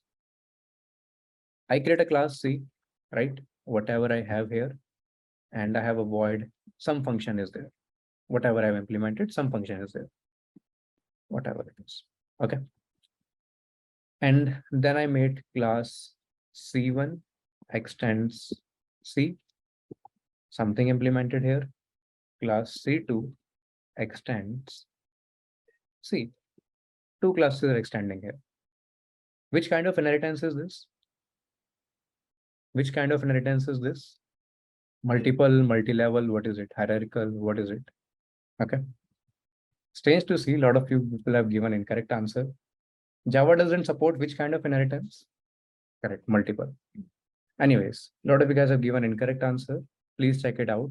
If I tell you the answer, I'm pretty much sure nobody will check it out. Anyways, moving to this. Class C1 extends C, class C2 extends C. I've written this code in Java specifically for that reason. Means this code is correct. Okay. Now what is going to happen is I make an object of C1 class. Let's call it C1 C1 equal to new C1. C2 C2 equal to new C2. Okay. Simple create two objects. What does my Liskov principle says? My Liskov principle says I should be able to access X from C1 as well. I must be able to access X from C2 as well. That's it. This is what Liskov says. And here also, this is what Liskov says. Coming to the definition again, and then we'll see the code once back. If a function takes an object of a class, that same function should be able to take the object of derived classes from that class. Okay. If a function takes an object of a class, the same function should be able to take the objects of derived classes from that class. Here I make a class C. My void function X was taking an object of C, was doing some operations on it. Okay. I made it two classes which are extending C1, C2, which are extending the same class C. Now, if X is able to access the object of C, X should also be able to access C1 and C2. Let's put it this way. C equal to new C. If you are able to write C dot X, you should also be able to write C1 dot X and C2 dot X. Now I think it should be much clearer than the previous part. Is this part clear? Is this part clear? Yes or no? Code-wise, it looks very simple, right? Okay. This is a definition from the clean code. If you want the easier definition, here is the easier definition. Easier definition is derived classes or the child classes must be completely substitutable. I'm not sure if that is a word, but okay. I think, yeah, it's a word, substitutable for their base classes or parent classes. Okay. Simply the definition is my derived classes must be completely substitutable for their base classes. Okay. And you can see it by now. This is just implementing the inheritance. This should come by default with inheritance. Definitely it should come. Okay. The question is, this should come by default with inheritance. What did I tell you? Object-oriented design, you might write object-oriented programming, but it might or might not follow object-oriented design. I will show you. I will show you the code. You will understand it. Ideally, if you have implemented the inheritance correctly, then definitely, yes, it should come by default. But if you have not implemented it correctly, this principle will fail. Okay. As per the inheritance, yes, it should follow by default. Now we're going to see the example and then we'll focus on this part. I'm going to show you the example, but before I go there, just wanted to revise this part and then we'll move to the code part. So introduced by Barbara, extend the OCP focus on the behavior. Definition is, exact definition is, if a function takes an instance, in that instance of a class, then same function should be able to take the instance of derived class, right? Which are derived from those class. Derived classes must be completely substitutable for their base class. And this is the example that we have seen. Okay. Class C, X contains some object of class C. So if X can be called by C, X should also be able to use by C1 as well as by C2. That is what it defines. One more thing to add here, apart from the definition part. If you implement the interface correctly, the Liskov principle is used to check if inheritance is done properly.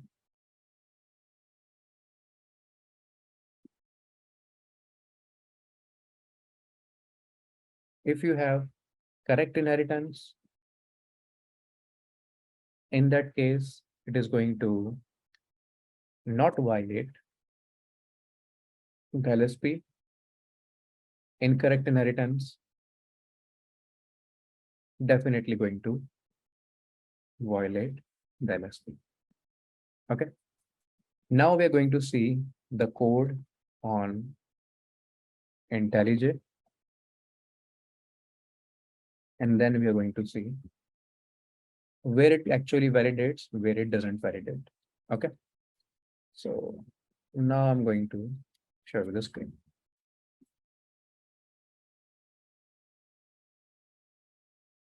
Can you guys see my screen? Just let me know in the chat. Are you guys able to see my IntelliJ screen? If you want me to increase the size, I can. If you're not able to read the code, or I should here. Okay, why it is not increasing the size? It usually does.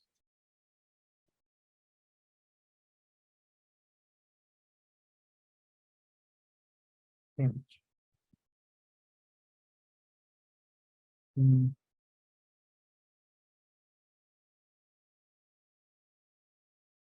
did turn it on. All right, for some reason, size is okay. Okay, if size is okay, we can move forward. But it's not able to change the size. It usually does. All right, coming back here. I'm going to show you one example which is correct. So if you can see in the project structure, I'll show you the project structure here. You will see SRC. These are the output files. I'm not changing anything here. Inside my source files, I have one is Liskov substitution incorrect, one is Liskov substitution correct. Just go through the code. The code is very super simple. Okay, let's see. This is my public class Liskov substitution incorrect. Inside that, I've created a public static class menu item. I made 3 particular data members. All of them are public: name, description, and price. And as you have understood, we are talking about menu items. So in menu items, I need a name, I need a description, I need a price. Then I made a constructor public menu item. I'm just assigning the values. That's it. Also, I make a function called get price, public double get price. So what is the price of that menu item? I made it. Any doubt in this class? Super easy class, nothing complicated, a simple constructor, parameterized constructor, so on and so forth. Any doubt in this class?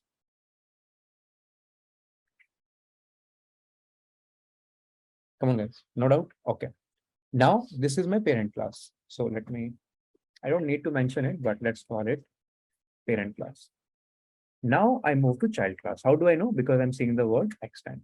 This becomes my child class. You said public static class beverage items. Now inside my menu, I can have beverage, I can have 1,000 other things, right? What did you say here is, I'm just going to remove this, comments are not required here. I'm going to change here is that in my public beverage item, this is my constructor. So double price, description, name. I am calling super, means I'm calling the constructor of child class or parent class.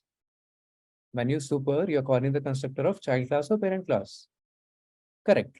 Super means you're calling the constructor of parent class or functions of parent class technically. So when you say beverage items, I make a call to the parent class constructor. I said that, hey, for a beverage item, these are the price, these are the description, these are the name, and you just implement it. Okay. Until now, it was fine. But now suppose a business requirement comes that I want the item with discount. I want the item, beverage item with discount. Let's say there is some discount going on the beverage items. In that case, what will happen? Until now, there is no problem. If I remove this piece of code, there is no problem. This is fine, all good. The moment I said, I want the new business requirement is, I want discount on beverage items. Now I'm going to show what is the correct way to implement it, what is the incorrect way to implement it. Question clear? You have a parent class, menu item, you have a child class, beverage item. Everything is working fine, inheritance is done properly, everything is going good. Requirement comes, business requirement comes, I want to give some discount on beverage items, not all menu items, just beverage items. Requirement clear to everybody? Requirement clear to everybody? Okay. Now I will tell you what is the wrong way to do it, what is the right way to do it. Okay. Now let's start with the wrong way first. Common sense or the first intuitive approach for any developer would be, I'm not saying any developer, but generally most of the developers would be, if you have to just implement the discount function, then you implement the discount function in the beverage items. Agree? Only beverage items need the discount, then you implement the function only in the beverage class. So in the beverage class, you created a function get price with discount, whatever discount percentage multiplied by 0.01 and multiply with this price. Simple discounting logic. Okay. Now here is the print item price. In the print item price, what I'm doing is I'm checking if my item is an instance of beverage item. If it is an object of beverage item, in that case, I need to know the price with discount because there's some discount available that you can pass it as a parameter, right? If it is not, then in that case, it will be menu item. In other menu items, there is no discount. In that case, I will directly get the price. This portion of code, any doubt, let me know. If it is a beverage item, I need the item price with discount. If it is not a beverage item, I just need the simple price. Is this part clear? Okay. Now what I do? Now I go to my main function. I create one menu item, which is $25, hamburger, and name is burger. Description written is hamburger is a burger, right? I made one beverage item. It's a soup. I just gave some simple description and this I made the price is 30. Okay. I'm printing the price for item. I'm printing the item price for B item. You guys, first let me know what is going to be the output of this. Code is in front of you. What do you think would be the output of this code? Get item price for print item price for item and print item price for beverage item. What is the output? Guys, be good at math. It should not take this long. Okay. First case, menu item, no discount, price will remain same. Item will be 25. You're just returning the price there. Super easy. Second item, 30, you give a discount of 10%. 30, 10% will become 3. 30 minus 3 will give you 27. So 25 and 27 will be the output. Let's run the code. Let's see if it is giving us the correct output. There goes our build. There comes our output, 25 and 27. All good. No doubts. Everybody understand basic mathematics. No doubt. All easy. All easy? Okay. Now understand the problem. In this piece of code, Liskov is violated. Why Liskov is violated? The very first thing is that if a requirement comes that in the beverage items you had a discount. Later, the requirement comes that you had a discount in menu also. Now, what you're going to do is you're going to modify the main class, which is going to be a parent class. The moment you modify the parent class, you will violate the OCP. Remember, OCP says don't change anything in the parent class, make changes in the extended class or functionality. Open for extension, closed for modification. Your base class should not be changed. The moment you decide to change the base class, you violated the OCP. OCP violated, one of the principle got violated, right? No use case. And where does the actual violation happen? The actual violation happen is when you implemented a different function in the child class. Ideally speaking, what should have happened? What should have happened? So let me write it here. This is violation of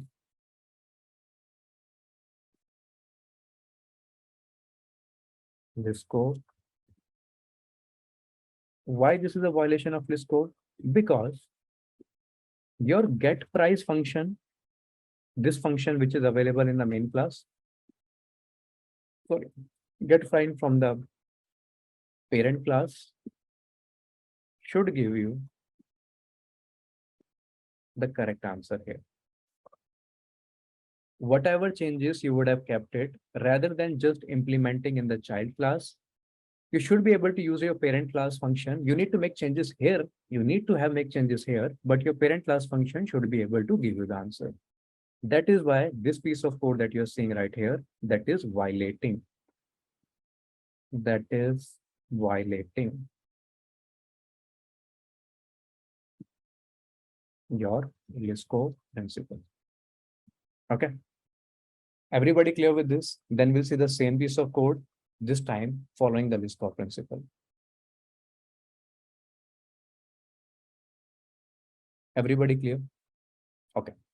Now we'll see what is the correct implementation. I go to Liskov substitution correct. Second file I've opened. Look at this one. Same things, menu item, double get price. Just one thing I modified here is the moment you get a functional requirement that, hey, one of your child classes or multiple of your child classes can have functionality, I implemented in the base class, public double get discount. And by default, I kept the value 0. What is the advantage? In my menu, I can have beverages, I can have snacks, I can have 1,000 other things. By default, I kept the discount to be 0. Any particular item will have a discount, I can make changes in themselves, right? I don't need to be dependent upon the base class. In base class, I've given a definition. Feel free to implement in your child classes with whatever business requirement comes. Same thing we have done in the previous example also. I just created a public class info and then extended all those features into different car, trucks, bikes, and all. Same thing. Now I made a function public class, get discount here. Now I go to my beverage items. In my beverage items, I'm doing the same thing here. I'm calling the parent constructor, assigning the values. This public double get price, this get price, look at this function. I am implementing return this dot price minus get discount. Get discount is also available here. Inside get discount, I tell that, hey, my discount percentage is 10. So you multiply whatever the discount percentage is. Now, if you look at this, this is not a violation at all. Why? Because I'm not calling two different functions based upon two different instances. Understand this very clearly. If my item is instance of first class or if it instance of second class, means either of parent class or of child class, I am calling the same function. Irrespective whether my item is of child class or my item is of parent class, I'm calling the same function. Go back to the definition of Liskov. What did Liskov says? Your derived classes should be 100% substitutable for parent classes. Means no matter your item is an instance of parent class or instance of child class, you should be able to call the same function exactly. And that exactly is your Liskov principle. Okay.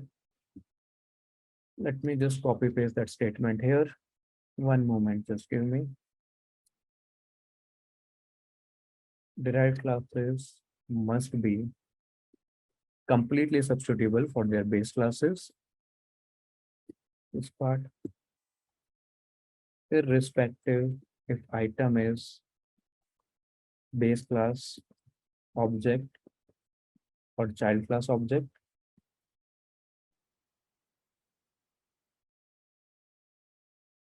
class object, they should be calling the same function. That's it. This was the definition. Okay. But what was the incorrect way or what was the violation? The violation was here. Look at it again. If it is a parent class, where is the violation? Here's the violation. If it is a child class, you're calling a different function. If it is a parent class, you're calling a different function. This is the violation of Liskov. Okay. Repeating this again, walk this very clearly. If it is an instance of child class, you're calling a different function. If it is an instance of parent class, you're calling a different function. Means you are doing partiality based upon whether they are derived classes or the parent classes. Ideally speaking, if they're 100% substitutable, there is no difference. No matter its parent, no matter its child, they should have called the same function. Implementation details should be extended or should be held at the individual classes, right? Child classes. So that is why here, irrespective of whatever child or parent it is, I'm calling the same function. This is actually following my Liskov. And then same things, some item price, I'll just change it to 25.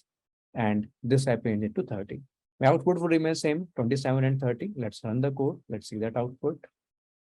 There I go for build. I run this piece of code. There we go.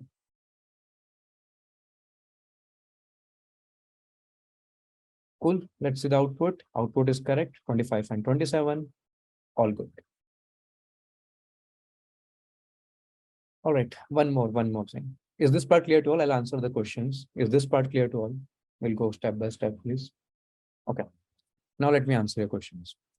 For example, if we have one more business requirement like summer sale discount or something, then how do we solve it? Should we change the base class over and over again? Following the Liskov principle, definitely yes. Whatever changes come, you should be able to make changes to it. So when you say make changes there, you are just creating a default value, whatever you have to return 0 there. So get discount, summer sale, whatever it is, you're just returning 0 from there. Implementation details, where the sale is, where the summer discount is, how much that is implemented at the child level. Okay. We are making changes in base class by adding discount, isn't it? If the base class is not written well initially, changes to base are inevitable if such business requirement comes. That's what I'm explaining here. You are just creating a template in the base class. Your implementation are not in the base class. Understand the difference between implementation and just creating a template. You are just creating a template here. Implementation come to individual child classes. Okay, what discount, how to calculate the discount, return the value, all of that comes here. Basically, correct implementation of inheritance, that's correct. Correct implementation of inheritance solve this problem. Previously, discount requirement is not present, then how we need to modify parental at violation of OCP? No, it's not violation of OCP. Understand this again. Violation of OCP is that you are not able to open close principle. The violation would be that you have to modify something which was already written. It does not need to be exactly parent or child. If you remember, I'll show the code example here again. See, in this example that we have seen, we changed this vehicle code also. So this vehicle info was different here. This vehicle info is different here. What did I do? I just made a template here, right? Out of that template, the individual functionality level changes will be handled at the child level. Now you can create as many childs as you want, and you can extend them as many times as you want. Implementation details are different. I just created a template for functionality. So it's not violating OCP. Base classes change violations SRP. Base class changes violates SRP. Not necessarily. Okay. The whole idea of to resolve the SRP was we divide into individual child components. Now imagine this menu item was the only class. There was no child class called beverage items. Now this will actually change the SRP, or that will violate the SRP. Why? Because one actor would want you to change a discount. Other actors don't want you to change the discount. So if you include the discount one in the beverage, you won't be able to. The only way to do that is you have to decompose into separate child classes. That's what we have done. Inheritance is the solution of single responsibility, not all the time, majority of the time. So we break into different classes. OCP is just an extension of inheritance. Liskov is implementation of OCP or extension of OCP. If inheritance is done properly, you will not face issue with Liskov. If it is not done properly, definitely you will face issue with Liskov. Okay. Cool, guys. This part clear? Just let me know in the chat.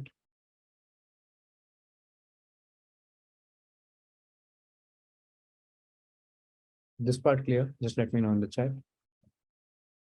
Okay. Let me go back to Sublime Text. Just give me a moment. Here we are. There you go. We are just on time. Let me quickly revise what we have done in today's class. I'll share you all the notes which I have kept for. Some GitHub repositories would be private, so I need to make them public before sharing to you. And then you can refer to that. All of these code examples, code base, everything I've listed it there. I'll answer the questions. Let me quickly revise for this part. Okay, what we have done in today's class. So we start with example 2 hard, where we should implement the checkout functionality explained using draw.io. It should be implemented at customer level. Why? Customer has an interaction directly with the cart as well as with the payment. Okay. We talked about abstraction encapsulation. We cleared it. Inheritance implementation is done by polymorphism. Abstraction implementation is done by encapsulation. Inheritance and abstraction, these are design level. Polymorphism and encapsulation, these are implementation level. Then we talked about is it achieved by using abstract class interfaces. This is achieved by using access modifiers. Then we move to the resources. I'll move it to the end, the resources part. Just give me a moment. There you go. All right. Then we move to next part is the implement code part, where we talked about what is case, what is die, what is Yagnik. Solid principles, 3 we have covered. 2 are not that difficult, but it's okay. We have quick on time. We talked about the single responsibility principle, SRP. The incorrect definitions I told you about. SRP means that one class has only one reason to change. Incorrect. One class should have only one public method. Completely incorrect. If you have class has and in the definition, you're violating SRP. That's also incorrect. What is the correct definition? The correct definition is one class. Well, technically, the correct definition is one module should be changed by only one actor in the system. That is the right definition to put. You want the easy definition? It is one module should have only one responsibility. Module can be a class, can be set of functions, can be package, can be source code. Okay. Example we have seen using draw.io. I explained you using 3 different actors, and then how do we decompose, how do we solve the SRP? All of that we discussed there. Then you move to next, which is open close principle. Module should be open for extension, but closed for modification. My extension allows to implement new functionality to the module. So if you look here, this will not allow me to have new functionality for another instance. I will add if else, or if I add one more if, in that case, it will violate my OCP, right? So what is the best way? The best way is that I will just create a template in my parent class, and I will give the functionality to be implemented in the child class, right? You create as many child classes as you want, and then you can implement them as well as you want to do, right? So this dot get value, this dot get value, this dot get value, specific value will pass, and these values will be able to change that. Similarly, we can add more vehicles by adding more other subclass extending from the vehicle class. This approach would not modify the vehicle class and hence follow the OCP. Okay. Changes that you're making at the child class will not modify here to the parent class. Then we talked about the LSP, which is a very important Liskov substitution principle. We talked about it, extend the OCP also focuses on the behavior of superclass as well as the subtypes, right? So definition is if a function takes an instance of a class, that same function should be able to take the instance of derived classes from that class. Or my derived classes must be 100% substitutable for their base classes. Example I've explained with simple code, pseudocode here is that if my X is able to use C, it should be able to use C1 and C2. Or basically, if you're able to call X from C, you should be able to call from C1 and C2 too, right? Now, this code example also we have seen, going show to the IntelliJ again. There you go. In the IntelliJ, first I'll show the incorrect part. In the incorrect part, depending upon which instance is it, whether it's parent or child, you have to call different functions. It is incorrect. If you're following the Liskov, you should be able to call the same function, whether it is a derivative or whether it's going to be a derived class or whether it's going to be a parent class. So correct implementation is here. In the correct implementation, if you look at it, no matter which class it is, child or parent, I'm calling the same function. That is from the Liskov. Okay. One more thing to observe here is that answer was correct in both the cases. So Just because the code is working and giving you the right answer, that does not mean they're following the principles. Okay. And that's what exactly object-oriented design is. You can write a shitty code also, that can also work, that can do the task also. That doesn't mean every code is a good code or a clean code. So that is why we have the complete concept of object-oriented design, some best practices, what should be the right way to write code, and what should be the best principles to follow. Can we say when we add a new method in subclass, we should add a template or implementation in base class? Ideally, yes, some implementation should be, not implementation. Implementation should be kept at the child class. A template should be kept as the parent class. Okay. Cool, guys. This part is done, and that, one moment. This part is done, and that marks the end of your system design course. I will share the resources after having another class. I just have in few minutes. And then I'll share all the resources with you guys. Feel free to refer there. If you guys like my teaching style, feel free to recommend me on LinkedIn. I'll share all of that details in the WhatsApp channel that you have. Okay. There could be classes with a discount rate applicable to menu item. Then what we do should be through exception. Then by default, we have kept the value 0, right? In the code base, in the menu item, put the value return 0. So rest of the class, you don't even need to implement that function. By default, the value is 0. The item will remain the same. You don't need to throw any exception. Okay.